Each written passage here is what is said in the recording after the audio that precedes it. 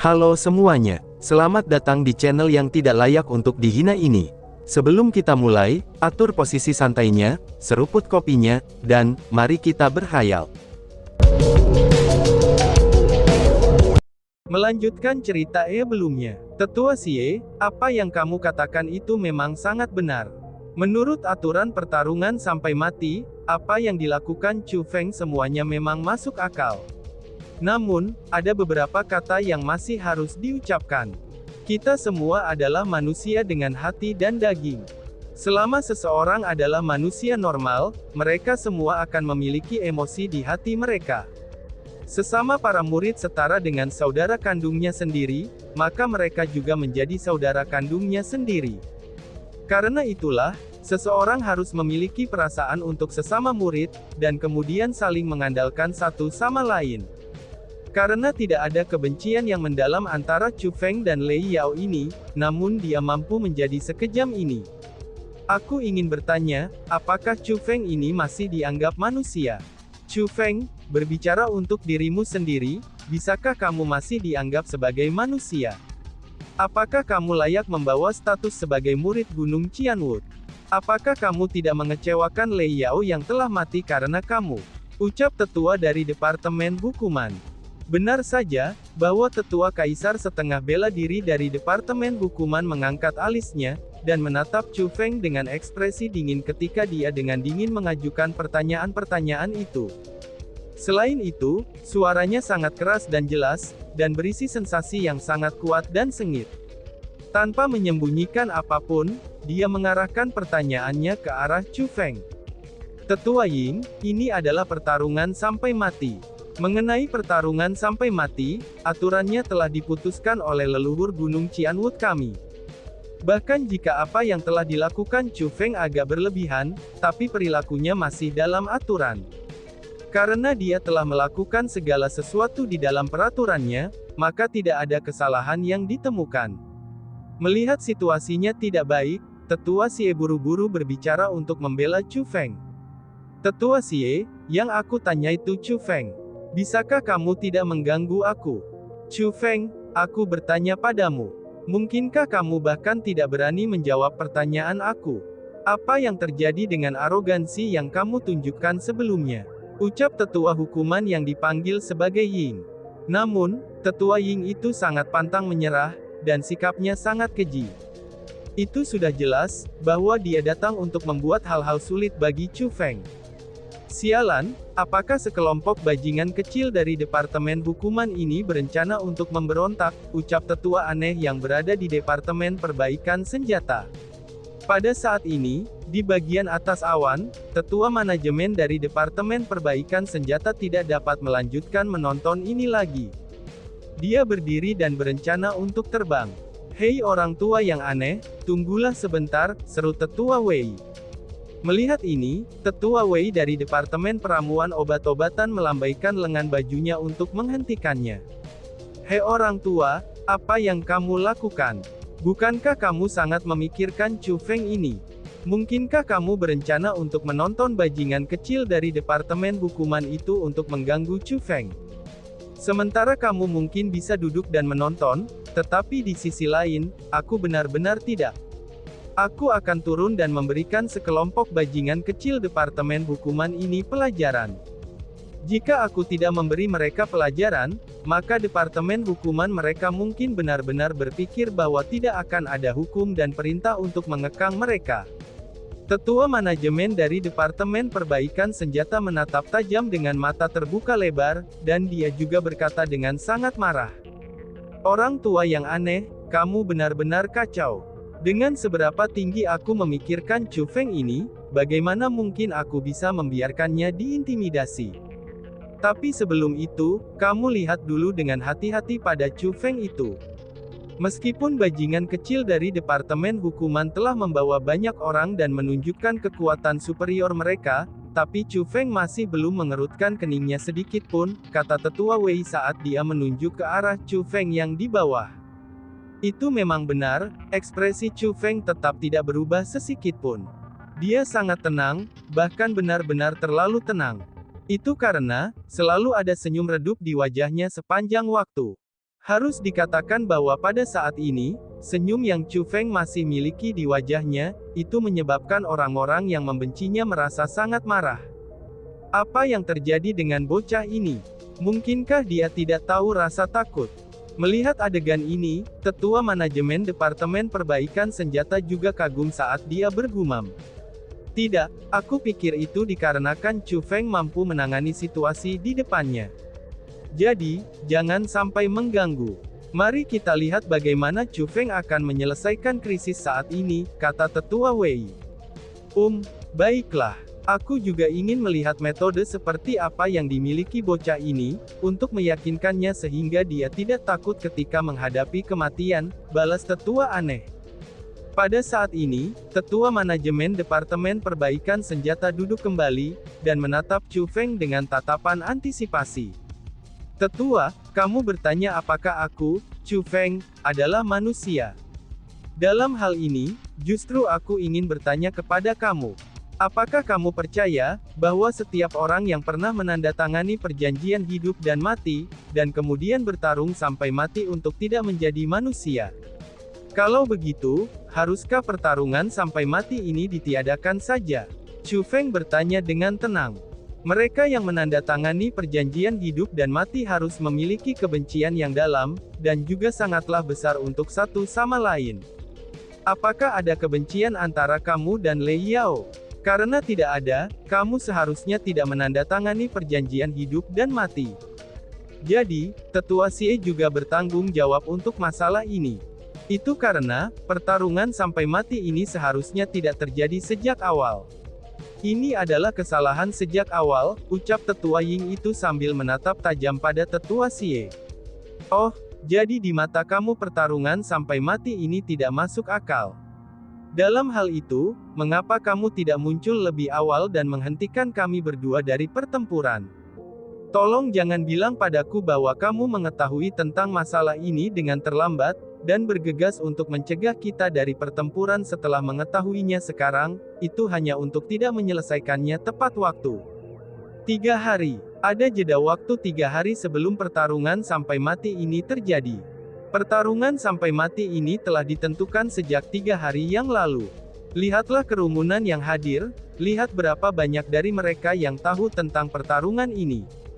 Dengan semua orang yang mengetahui tentang pertarungan ini, jika kamu akan memberitahuku bahwa kamu baru tahu tentangnya sekarang, maka bukankah kemampuan pengumpulan informasi dari Departemen Hukuman benar-benar tidak efektif?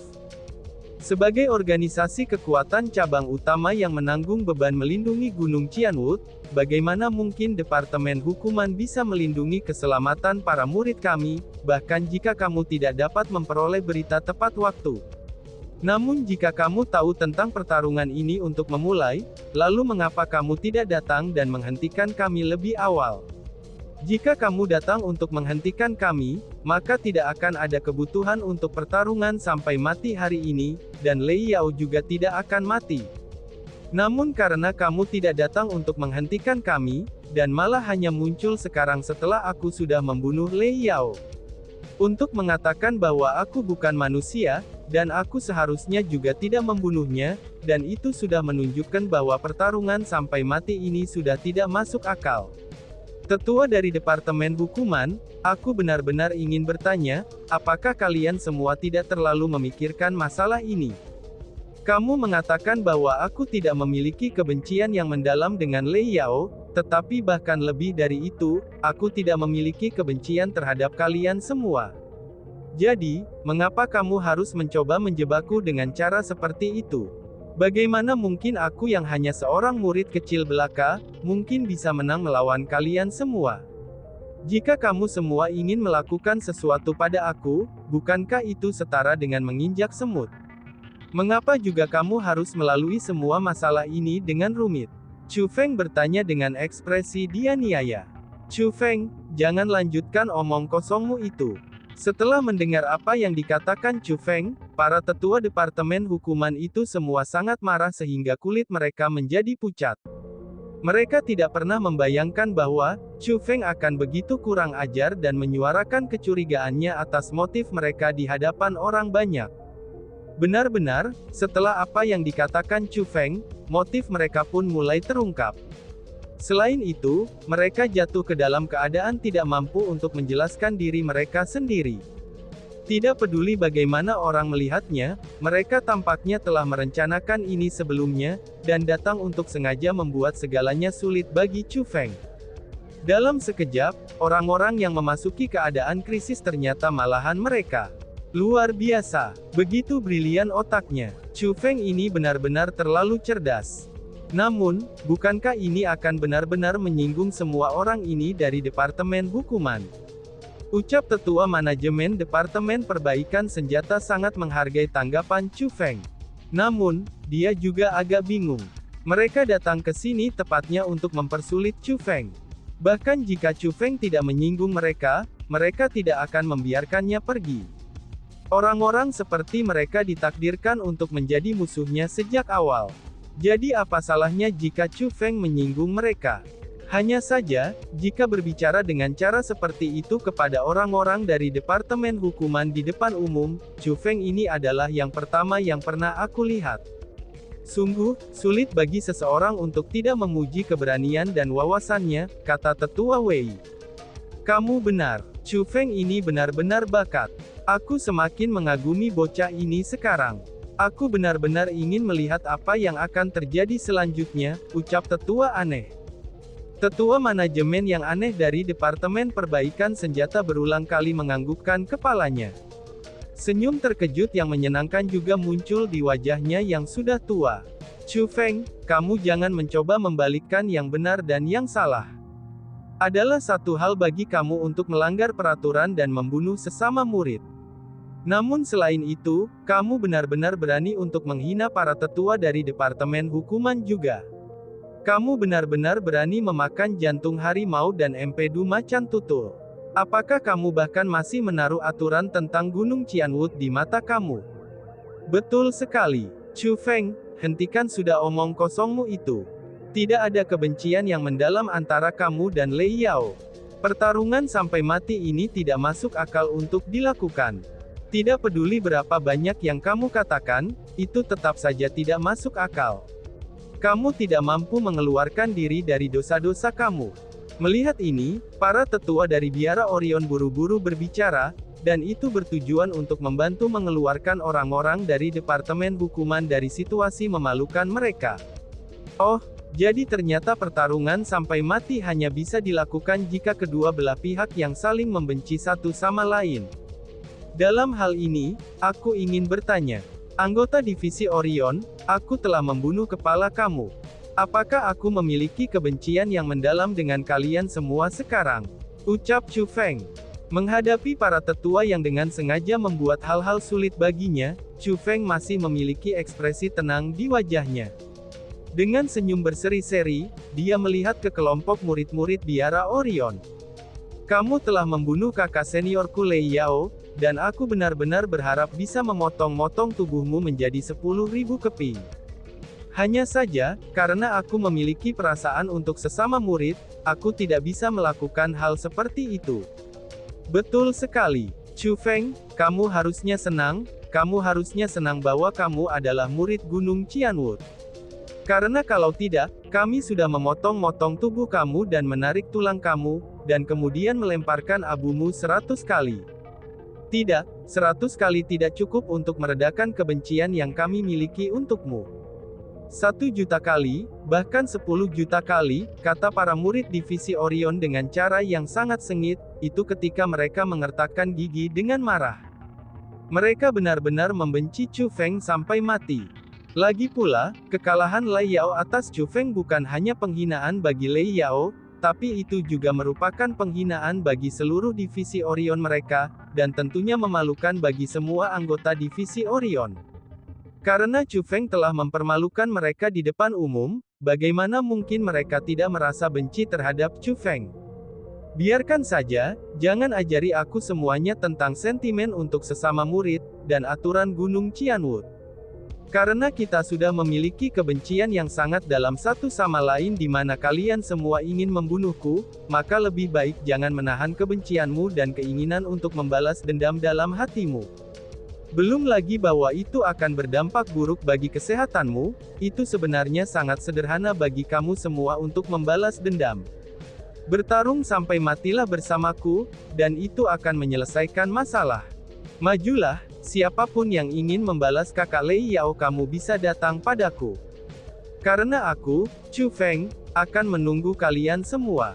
Aku bisa menandatangani perjanjian hidup dan mati dengan kalian semua, sehingga kalian memiliki kesempatan untuk membalas dendam, ucap Chu Feng.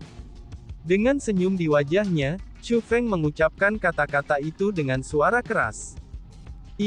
Mendengar kata-kata itu, corak semua anggota divisi Orion menjadi pucat, dan mereka secara tidak sadar mundur selangkah dan menundukkan kepala dalam keheningan.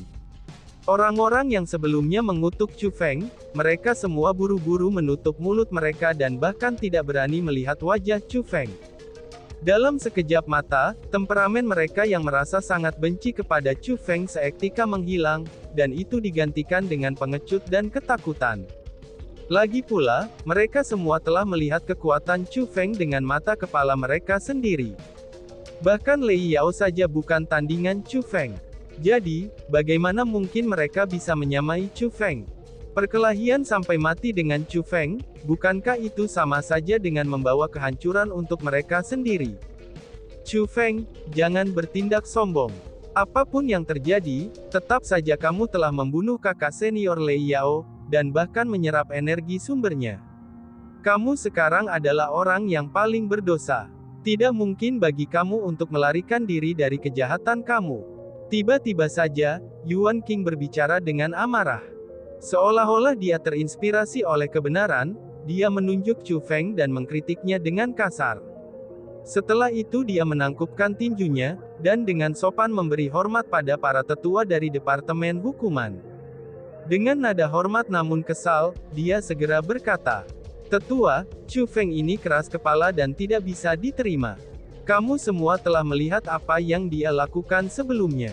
Tidak hanya dia membunuh kakak senior Lei Yao, dia bahkan ingin membunuh sesama murid. Bagaimana mungkin kita bisa membiarkan orang seperti itu tetap berada di Gunung Qianwood kita?" Murid Yuan King dengan sungguh-sungguh meminta agar Departemen Hukuman menghukum Chu Feng dengan berat. Itu sama saja akan membiarkan dia pergi jika kita hanya melucuti identitasnya sebagai murid Gunung Qianwood, dan aku menyarankan kita harus melumpuhkan kultivasinya sehingga dia tidak bisa berbuat jahat lagi, ucap Yuan King. Hahaha, benar-benar pengabdian kepada kebenaran. Yuan King, tepatnya berapa banyak kebencian yang kamu miliki kepadaku, sehingga kamu tidak hanya ingin mengusir aku dari Gunung Qianwood, tetapi juga ingin melumpuhkan kultivasi aku. Karena kamu sangat membenciku, tidak perlu bagimu untuk mengganggu para tetua. Mengapa kamu tidak melakukannya sendiri? Bukankah ini cukup sederhana? Ayo, lawanlah aku sampai mati. Aku akan memberi kamu kesempatan untuk membunuh aku, kata Chu Feng kepada Yuan King. Chu Feng, aku tidak akan berkelahi denganmu. Aku juga tidak akan bertarung sampai mati bersamamu, karena aku merasa bahwa diriku bertarung dengan seseorang sepertimu, dan aku khawatir aku akan mengotori tanganku untuk membunuhmu, balas Yuan King yang mengucapkan kata-kata itu satu persatu. Itu sudah jelas, dia telah menolak provokasi Chu Feng. Meskipun Yuan King ini sombong, tapi dia tidaklah bodoh. Meskipun dia membenci Chu Feng, tapi dia tahu betul bahwa dia juga bukan tandingannya. Dengan demikian, ia secara alami tidak akan menerima tantangan Chu Feng, dan hanya ingin menggunakan Departemen Hukuman untuk membasmi Chu Feng. Oh, tidak buruk. Kamu menemukan alasan yang cukup bagus. Ini benar-benar sesuatu yang orang tidak punya pilihan selain menghormati. Aku adalah sampah, dan kamu adalah pahlawan.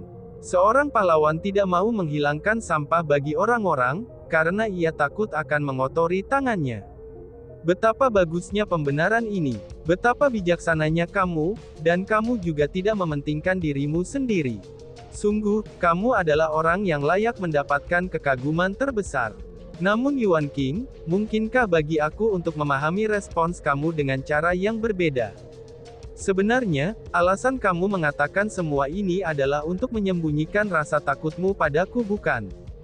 Kamu tidak pernah ingin bertarung melawanku sejak awal, karena kamu tahu betul bahwa kamu tidak cocok untukku, dan kamu merasa takut padaku dari lubuk hatimu. Apakah ucapan aku benar? Jenius hebat yang memicu jarum abadi kuno.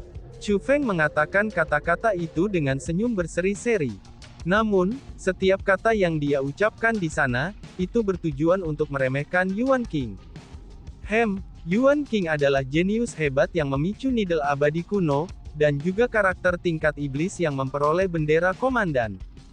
Selain itu, kultivasi Chu Feng hanya dari Martial King peringkat 2, sedangkan Yuan King sudah menjadi Martial King peringkat 3. Secara logis, Yuan King harusnya lebih kuat dari Chu Feng.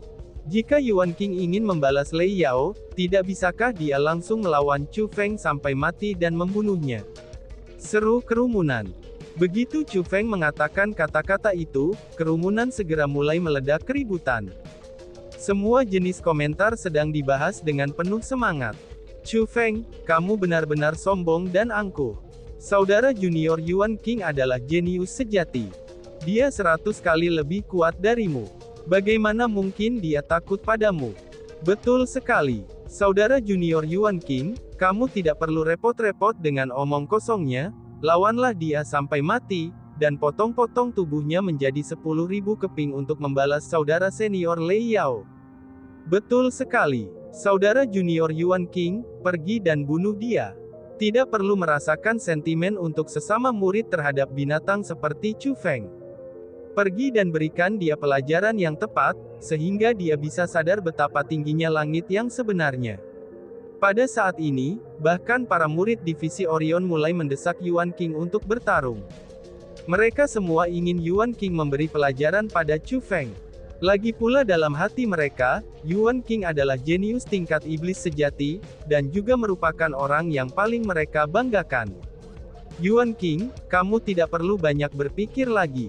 Kekalahan Lei Yao dari Chu Feng sudah setara dengan tamparan ke wajah biara Orion kami, dan penghancuran papan nama Orion Division kami. Sebagai murid dari biara Orion, seharusnya kamu yang mengambil kembali wajah kami. Silakan maju, biarkan semua orang mengalami kekuatan kamu. Bukan hanya para murid saja yang mendesak Yuan King untuk bertarung. Bahkan para tetua dari biara Orion mulai diam-diam mengirim transmisi suaranya untuk mendesak Yuan King, untuk melawan Chu Feng dan mengambil wajah mereka yang telah hilang. Pada saat ini, dihadapkan dengan suara-suara yang datang dari segala arah, wajah Yuan King berubah sepenuhnya hijau, lalu tubuhnya dipenuhi keringat dan bibirnya berkedut tanpa henti. Dia benar-benar tidak pernah membayangkan bahwa Chu Feng akan menggunakan metode seperti itu untuk memaksanya bertarung. Terbukti, dia tanpa sadar telah jatuh ke dalam perangkap Chu Feng. Saudara dan saudari senior, aku sebenarnya juga ingin melawan Chu Feng sampai mati, dan secara pribadi membalas saudara senior Lei Yao. Namun sayangnya, aku, Yuan King, adalah manusia, dan bukan binatang seperti itu Chu Feng. Sebagai sesama murid, aku benar-benar tidak dapat melupakan perasaan aku terhadap sesama murid. Jadi, aku merasa bahwa masalah ini sebaiknya diserahkan kepada para tetua Departemen Hukuman. Aku percaya bahwa para tetua Departemen Hukuman akan menangani masalah ini secara adil, dan memberi kami jawaban yang masuk akal, ucap Yuan King. Yuan King ini tahu kemampuannya sendiri dengan sangat baik. Jadi, bahkan jika dia akan dibunuh, dia masih akan menolak untuk bertarung melawan Chu Feng. Namun, dia tidak bisa mengatakannya dengan lantang. Maka dari itu, dia hanya bisa berpura-pura tenang, dan berbicara pembenaran bermartabat hanya untuk menolak pertarungan melawan Chu Feng sekali lagi. Ini, mendengar kata-kata yang diucapkan oleh Yuan King, semua orang menghela nafas. Mungkin mereka merasa bahwa Yuan King adalah orang yang sangat lurus, itu ketika mereka semua mendengar alasan Yuan King untuk pertama kalinya. Namun ketika mendengarnya lagi, itu hanya membuatnya terdengar seperti alasan. Yuan King dapat merasakan bahwa, kerumunan orang sudah merasa tidak yakin. Dengan demikian, tekanan dalam hatinya tumbuh semakin besar. Pada saat ini, dia benar-benar membenci Chu Feng dengan sepenuh hati. Dia saat ini berpikir mengapa Chu Feng sangat percaya diri bahwa dia tidak akan cocok untuknya, dan mengapa juga dia bersikeras memaksanya untuk bertarung. Dengan beberapa kata darinya saja, dia berhasil mengarahkan semua orang untuk mendesaknya bertarung. Pada saat ini, bahkan ususnya telah berubah menjadi hijau. Yuan King telah menjadi orang yang berbahaya sepanjang hidupnya. Awalnya dia ingin merebut kesempatan ini untuk mengalahkan Chu Feng, dan tidak pernah membiarkannya bangkit kembali, lalu membunuhnya dengan saksama. Namun, tidak pernah dia membayangkan bahwa Chu Feng bahkan lebih berbahaya daripada dirinya sendiri, dan bahkan memaksanya ke sudut dalam sekejap mata. Namun, dia tahu kekuatan pertempurannya sendiri beserta Chu Feng dengan sangat baik. Setelah mempertimbangkan perbedaan di antara mereka, dia tahu bahwa dia tidak bisa menerima tantangan ini. Bahkan jika reputasinya hancur, dia masih akan menolak untuk melawan Chu Feng. Setelah membuat keputusan tegas dalam hatinya, Yuan King mengatupkan giginya, dan memutuskan bahwa terlepas dari apa yang dikatakan Chu Feng atau yang lainnya, dia tidak akan pernah melawan Chu Feng, karena dia tidak cukup bodoh untuk menghasilkan kehancuran pada dirinya sendiri.